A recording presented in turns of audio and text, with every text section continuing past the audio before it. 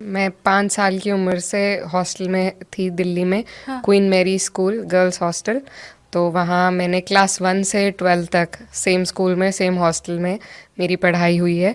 उसके बाद मैंने ग्रेजुएशन किया हिस्ट्री ऑनर्स में lady Shri Ram college DU से। उसके बाद मैंने 3 ईयर लॉ किया है from faculty of law Delhi university.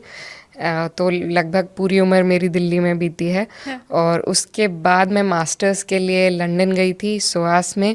वहाँ से मैंने इंटरनेशनल लॉ एंड पॉलिटिक्स में मास्टर्स किया है। और मेरा आगे पीएचडी का इरादा था, मन था एकेडमिक्स में जाने का, लेकिन कोविड आ गया था उस दौरान, तो मुझे वापस आना पड़ा। और वापस आने के एकदम बाद मेरे भाई पे, मेरी मदर पे मुकदमे लगा दिए गए थे झूठे। तो उस दौरान फिर मुझे सब छोड़कर घर पर ही रहना पड़ा।